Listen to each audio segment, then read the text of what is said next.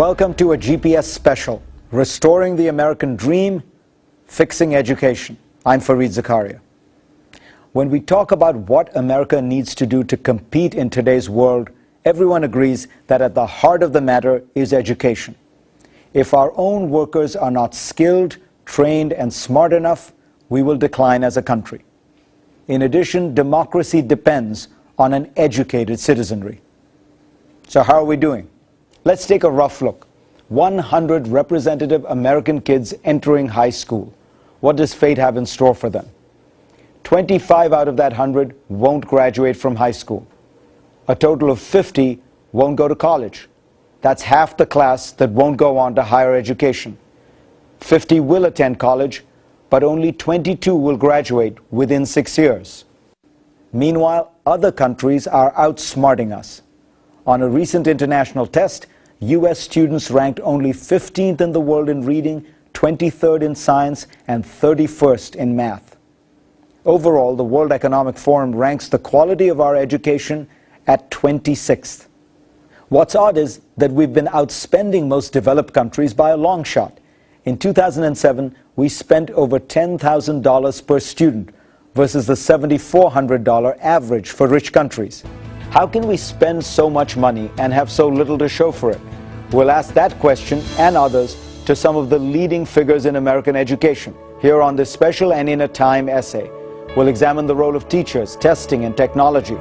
And we'll ask the man who spent billions of dollars trying to fix education about how he's spending his money.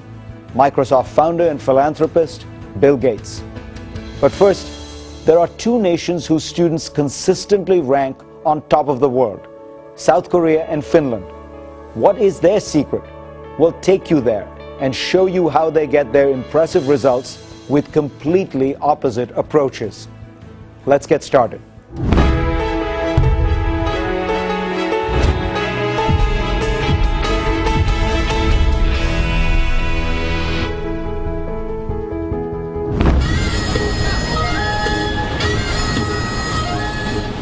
Welcome to Seoul, South Korea, capital city of one of the world's fastest growing economies. There are many reasons to be impressed with this Asian tiger that rose from the ashes of a civil war. But South Korea's crown jewel is its education system. Thanks to a militant drive for success, this nation's students have outperformed the rest of the world for the better part of a decade. On the most recent PISA exam, the benchmark international test, South Korea ranked first in reading and second in math among all nations. In South Korea, teachers are known as nation builders. President Obama has noticed, singing Korea's praises on a regular basis. On a visit to Seoul in 2009, he asked South Korean President Lee Myung-bak what his biggest challenge was in education. The president's reply: Korean parents care too much about their children's success.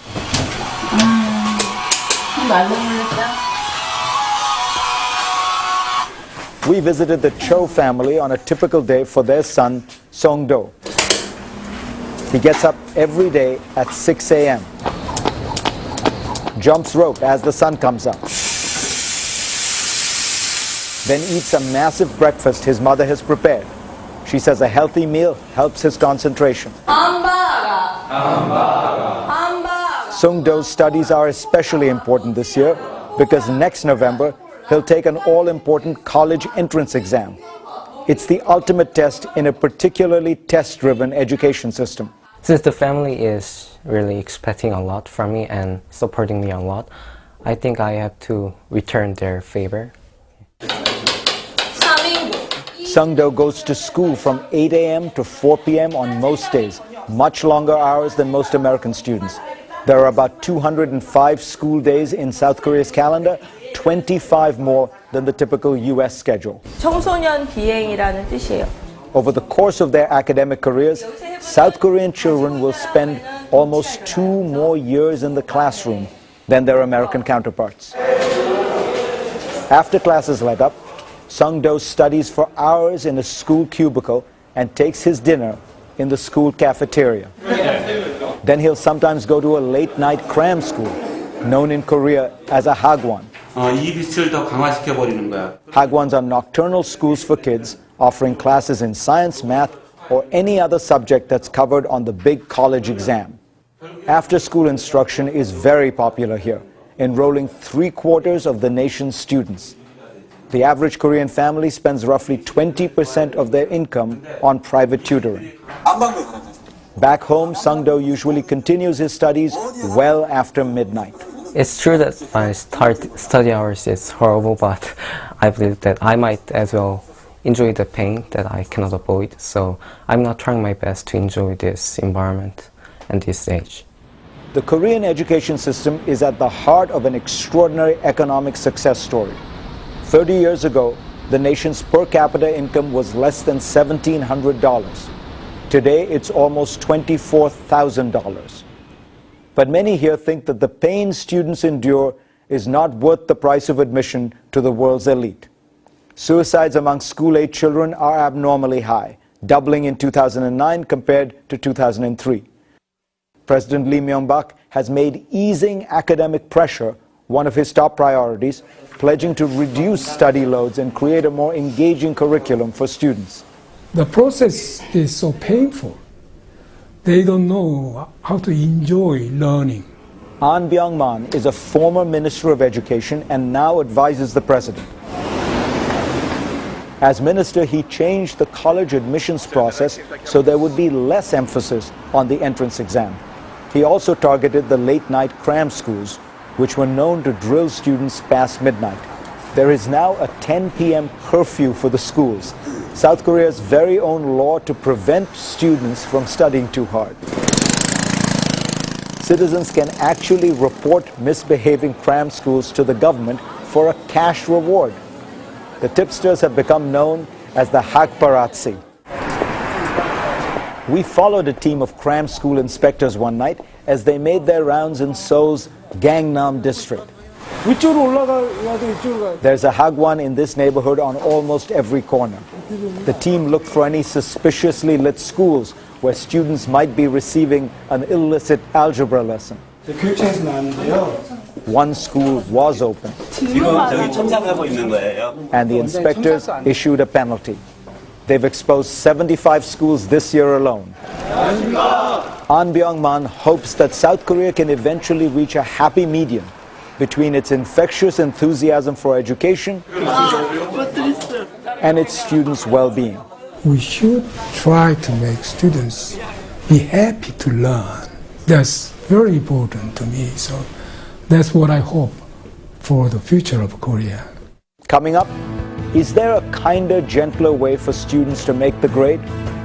We'll visit a country where students spend far less time in the classroom than South Korea, yet enjoy remarkable results.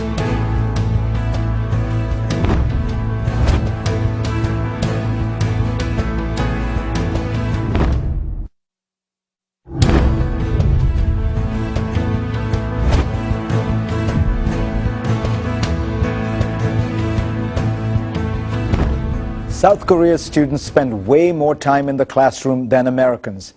That might explain why they've been outperforming us lately by leaps and bounds. But there's another country where students spend less time in class than the South Koreans, and their performance is also off the charts: Finland.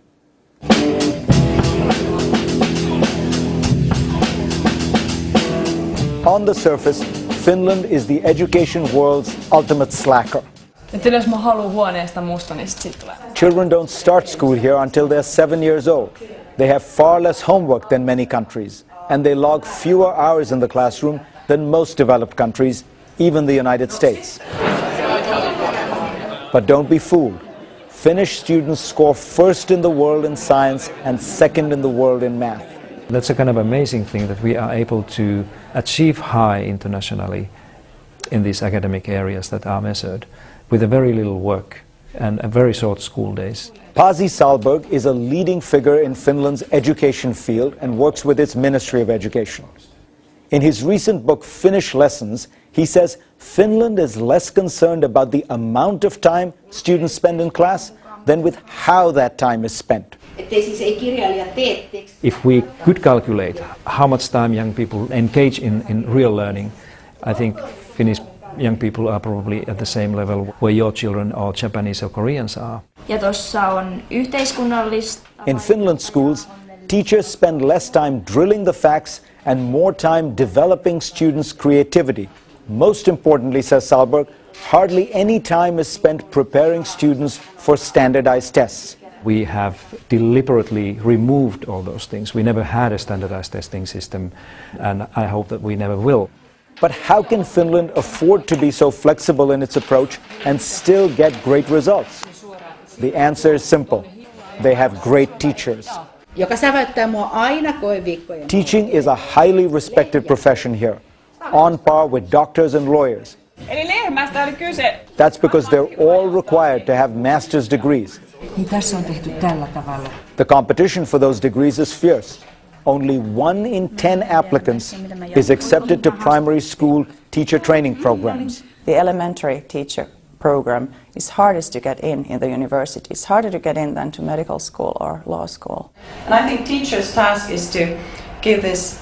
Kristi Lanka, a professor of educational psychology at the University of Helsinki, says her school routinely turns away highly qualified candidates. It's the exact opposite situation in America. Almost half of all U.S. teachers graduate in the bottom third of their college class. I'm asking what kind of information we need. Kaisa Heikkinen was one of the lucky ones accepted to the University of Helsinki's teacher education program.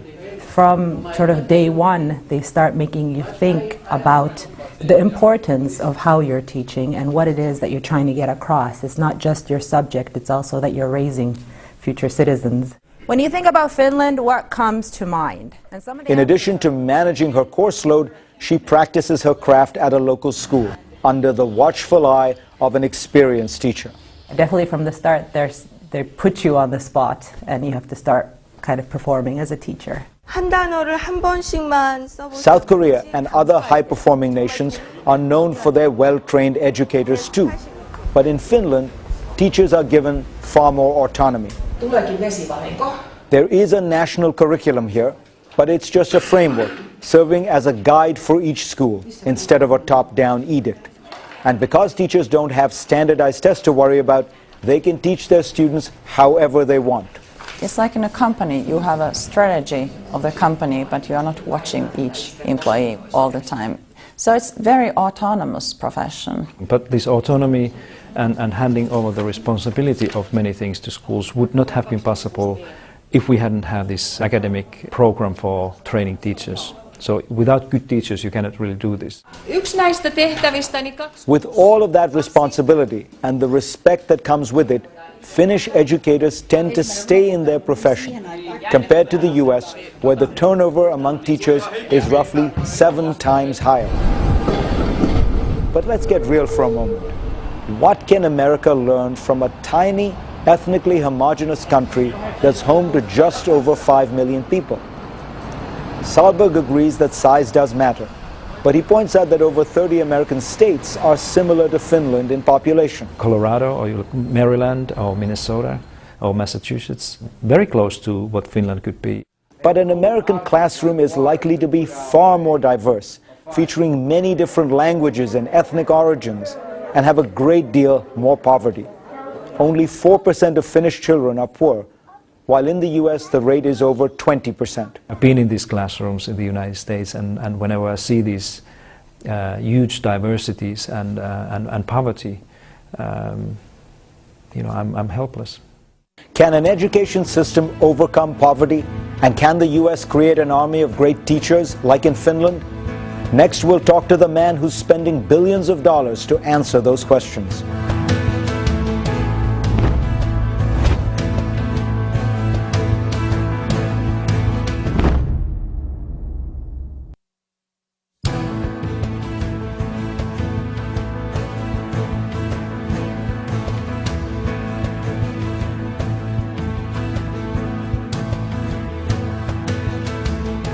As students around the world overtake the United States, no one outside government is more concerned or spending more money to fix education than the Bill and Melinda Gates Foundation.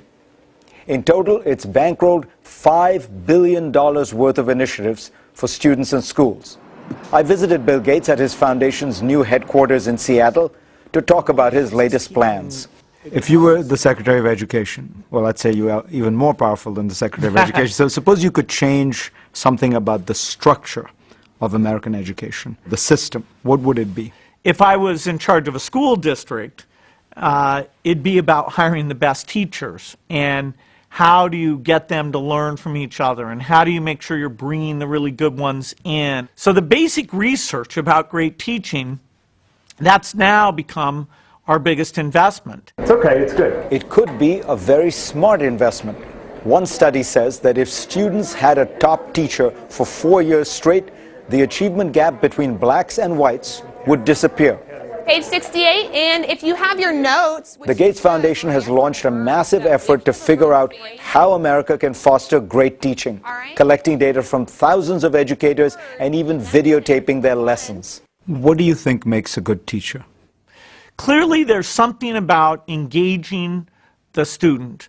As I've watched the videos of the great teachers, they are constantly looking out and seeing if the kids are starting to fidget. They're bringing up the energy level. They're calling on this kid. They're using examples. What were you all thinking when they're hanging the baby? But Gates's research is not only about identifying great teachers.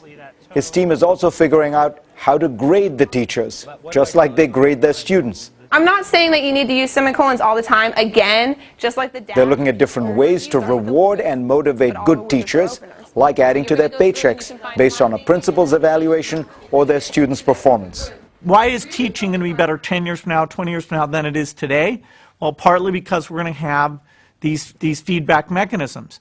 Now, the way you weight the different elements, how much tests weigh into that, how strong the other elements are, that's what we're investing in.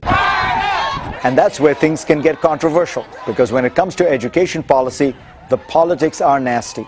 No more cuts! In recent years, an all-out brawl between school districts and teachers' unions has dominated the education debate. Critics of the unions say they're more concerned about preserving their members' jobs than educating children. The unions say that the administrators' reforms aren't doing any good. At the center of the storm has been Michelle Rhee, the former chancellor of Washington, D.C.'s public school system, one of the nation's worst performing school districts at the time she took over. In 2007, the education world went into a frenzy over the possibility that Michelle Rhee could actually turn around a school district. Featured in the Lightning Rod documentary, Waiting for Superman, Rhee turned the school system upside down, firing dozens of teachers and closing 27 schools. You very famously clashed with the unions while you were in office. Do you think still, in retrospect and looking forward, are teachers' unions a fundamental problem to education reform? Well, I think that teachers' unions, but more specifically, the contracts, the collective bargaining agreements that dictate a lot of the policies in school districts are extraordinarily problematic. One of the policies that Rhee has been fighting has to do with seniority. When schools cut their budgets, newer teachers are often laid off before the more experienced teachers, regardless of their performance. It's the so-called last in, first out policy. This is a policy that makes absolutely no sense for children, because what it results in is, one, you end up firing some of your best teachers. Two, you end up disproportionately negatively impacting the lowest performing schools in the system, because they are the ones that have the largest number of new teachers. And three, you actually end up having to lay off or fire more teachers because the junior teachers are the lowest paid. After she left D.C., Rhee started her own organization, Students First, to push her agenda all over the country. She's lobbied state governments to pass laws reforming teacher tenure and paying teachers according to their performance, merit pay. People look at one of your proposals, merit pay, and say the whole rationale behind this is wrong. You're looking at teachers who have gone into this profession for reasons that don't have to do about maximizing money, and you're trying to influence them by offering them a little bit more money or a little bit less money. Is it really going to work? The merit pay proposal that we put in place in Washington, D.C. allowed the most highly effective teachers who were teaching in the lowest performing schools to make twice as much money as they were in the old system. So when you're talking about the potential of doubling someone's salary, that's not a little bit of money. What the Gates Foundation is trying to do is to come up with the perfect combination of carrots and sticks to improve teacher performance. The Hillsborough County, Florida School District, covering the Tampa area, got a $100 million Gates grant to be one of the foundation's new guinea pigs. After some tough negotiating, here's the system that the union and administrators came up with. Let's continue as we normally do, okay? New teachers are given lots of training and an on-call professional mentor, so they have a real chance to succeed. Here's what I want to do. All teachers are graded in 3 different ways. Evaluations by a peer up to 6 times a year, observations by the school principal up to 4 times a year, and a complex formula that measures their students' performance.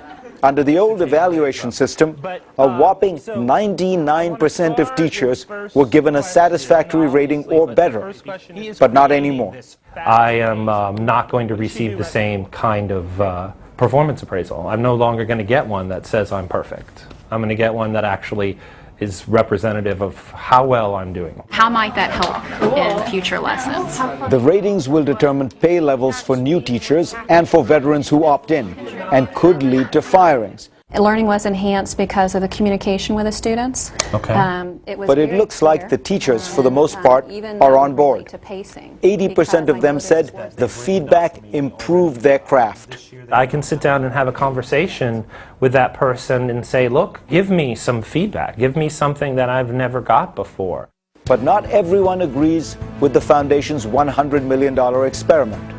When we come back, we'll hear from one of Gates's harshest critics. He's listening to economists who think that the way to evaluate teachers is by their students' test scores. I think this is profoundly wrong.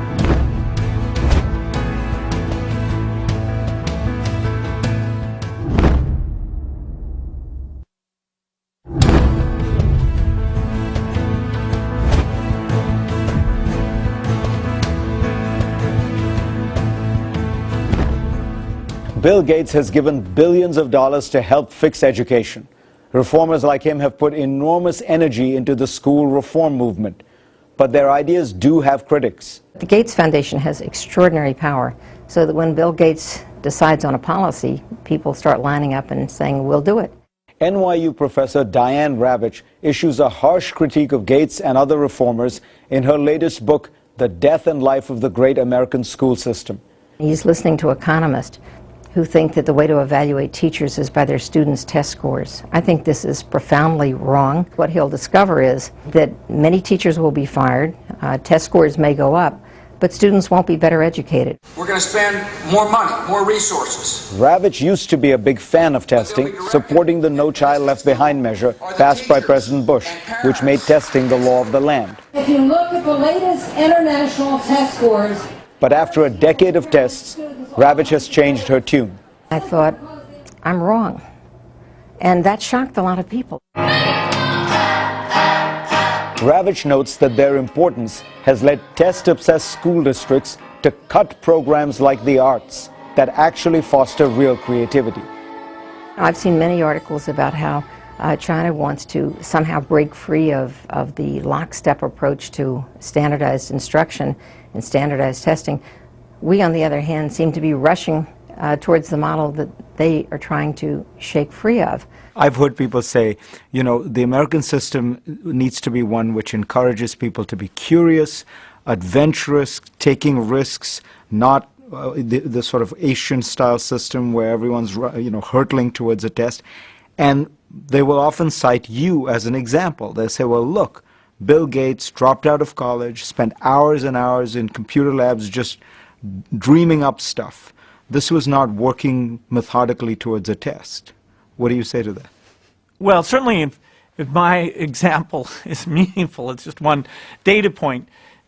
Being good at math and having that knowledge was critical to my being able to understand computers, to write code. And yes, I memorized the tables and how things work. Do you think that the kind of tests that so much of education reform uses as a metric is a good measure of intelligence or achievement or future success? We're not an organization that says that testing data alone is what is the measure of teaching excellence. What we need is a broad set of measures where your peer teachers, the feedback from students, evaluation of your video, of your classroom activities, all these things need to be brought together to build a personnel system. If the remedies aren't greater accountability and more emphasis on merit for good teachers and dismissal for bad teachers and tests, what should we do? Well, the biggest problem we have in American education is the fact that so many children live in desperate poverty. More than 20% of our children live in poverty. And the best way to improve academic performance would be to address both the social problems as well as the school problems. I would love to see Bill Gates pour millions and millions into coming up with the very best way to improve early childhood education. These would be immense social contributions. If there was a magic thing you could do to improve the inner city, I'm all for any ideas there. I think improving the schools, having them be as good as the really good charter schools like the KIPP and others, that is to me the most transformative thing, because the KIPP school is running on the same dollars per student per year as the dropout factory that's 5 blocks away. KIPP, which stands for the Knowledge is Power program, is a group of public schools that are allowed to operate independently of the normal school system. You can also practice your quote. Most of KIPP students qualify for public assistance, yet more than 95% of its middle schoolers have graduated from high school. More than 85% of KIPP alumni have gone to college. Those charters are fantastic. I mean, whenever you get discouraged that somehow this can't be done, that the kids have had a tough experience, go to a KIPP middle school, see those 5th graders, see those 8th graders, and see what a transformation it is. The hypotenuse is long hours, a long school year, and a demanding personnel system for teachers are the hallmarks of the best charter schools, says Gates. But he says the key to their success goes beyond organizational nuts and bolts. They are really focused on the kids' values, what counts, how the kid thinks of their future. That is where they really get the win. And then the idea of, okay, let's learn addition and multiplication, let's not disrupt the classroom, that follows from creating that really good environment. But while charter schools like KIPP have extraordinary results, they've been the exception, not the rule. A study of half the nation's charters found that only 1 in 5 tested better than a typical public school, and almost 2 in 5 performed worse. We're offering a false promise that simply by turning public schools over to private management, that the results will be better. They're not. The debate over charter schools, teachers, and testing in America goes on. But meanwhile, there are even more radical innovators at work, far from the educational bureaucracy. Next, we'll talk to an outlier who stumbled into a way to revolutionize teaching.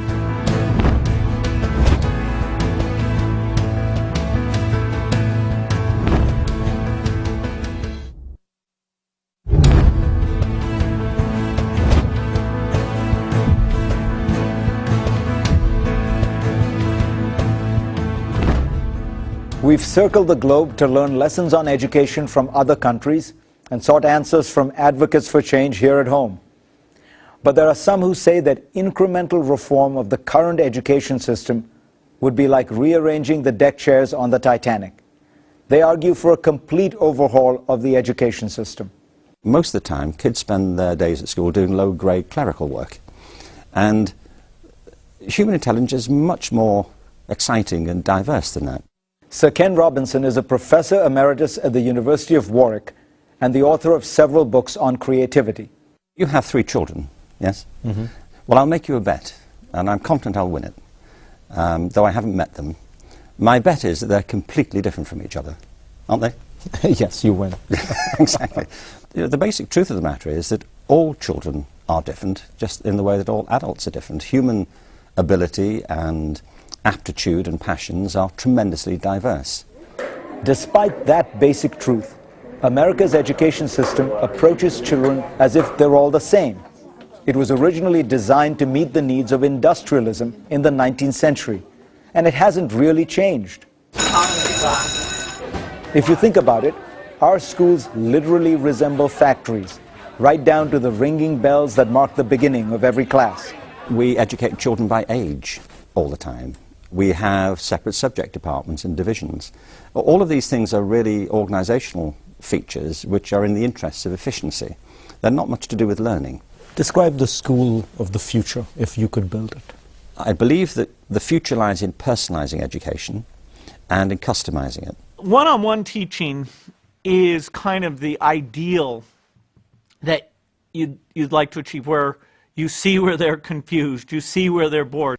I also get to take kids around to neat places. You know, my son and I have been to particle colliders and, you know, computer museums and all sorts of unusual things that are kind of stimulating. Not everyone has guided tours of particle colliders with Bill Gates, but a young Silicon Valley tech guru is trying to give kids a customized education using technology. What I want to do in this video is try to figure out what X is. Meet Sal Khan. He's the accidental creator of Khan Academy, a not-for-profit website that's turning heads. And we want to figure out what BDC is. And maybe 7 years ago, he was working at an investment firm when he began tutoring his little cousin in math. When scheduling time got difficult, a friend of Khan's made a suggestion. He said, well, why don't you just put your lectures on YouTube? And I said, no, YouTube's for dogs on skateboards. It's not for serious mathematics. 5 years later, Khan has produced almost 3,000 videos that have been viewed over 80 million times. Bill Gates is a big fan and donated seed money. The videos cover every level of math. You only have a hypotenuse when you have a right triangle. It is the side opposite the right angle, and it is the longest side of a right triangle. Plus many other topics. And that's really just saying, hey, we've had enough of you, Great Britain. We are now... They're conversational and fun, but still very thorough. If this does not blow your mind, then you have no emotion. I'm sometimes a little bit eccentric in the videos, and I think, you know, students enjoy that. They're like, this guy's, you know, kind of himself. The problem with our approach to math education, says Khan, is that students carry on gaps in their knowledge throughout their math careers, making it hard to get the more advanced concepts. The key to overcoming that problem is to let students learn at their own pace. Khan Academy offers students a quiz after each video, and they can't pass a level until they get 10 out of 10 questions right. Let everyone learn at their own pace.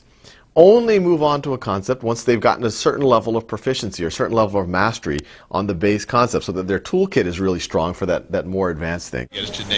But if we let students learn at their own pace, what does that do to the traditional classroom model? It's turned upside down, which is exactly what we need to do. What are you working on? Last fall, Los Altos, California, agreed to use Khan Academy in 5 classrooms. Show me what that looks like as a number. Cami Thorderson allowed her students to experiment with the program to see what it could offer. We saw kids exploring areas that we didn't know they could. I mean, it was surprising to them and to us at the levels that they were reaching. And it was fascinating just to watch them be free, to have that freedom to explore on their own. One crucial discovery Thorderson made was that it made a lot of sense for students to watch the videos at home. Woohoo! Victory! It is the reverse of the current system, where students spend valuable class time simply getting the basic information from the teacher, copying notes. Now they're able to do the problems, which are really the most important part of the learning process. They're able to do the problems with other people around them, with the teacher around them, with their peers around them. They can actually tutor each other. When her students get stuck, Thorderson tells them to write their name on the board. Another student soon comes to the rescue. Add this to it. The classroom buzzes with little tutors who are learning themselves through the act of teaching. And if a particularly gifted student gets bored, she can race ahead and try calculus if she wants. You add these and make the number negative. If you look at people who work in a workplace and are creative and are engineers and things, they don't sit all the time at their desk and just work by themselves. They meet and they talk and they bounce ideas off each other. And we need to develop that skill in our students because it's such an important skill for where they're headed in the future. What's more, Thordarson's students can't goof off because she has the ultimate tool to keep tabs on them. Khan Academy's intricately detailed tracking software. She can check how many units each student has passed, 19 total minutes spent on videos, how many times he's watched a video, each bar here is a different student, and even how long he's been watching down to the minute. All of the information can be seen in real time on Thordarson's iPad. Being able to walk around and just pull that instant data up on a child and be able to sit down and say, oh, I just saw you were struggling with this particular problem, it's fabulous. Khan Academy shows real promise, but countless past attempts to bring technology into the classroom have fallen flat. A landmark study by the Department of Education found that 9 out of 10 math software products had no significant effects on test scores. Only a handful of Khan classes have been tested, but so far they've earned high marks. Traditionally, people said that technology is cool. Let's use it by hook or by crook just because it's cool. We're saying we want to enable a certain way of learning. We want to enable people to learn at their own pace. We want to empower the teacher so that they have all this class time freed up. And then we say, how do we do that? It really, I think, is a matter of a major shift in mindset on what a classroom is. Coming up, I'll give you my own conclusions based on this fascinating reporting on education around the world and what we need to do at home.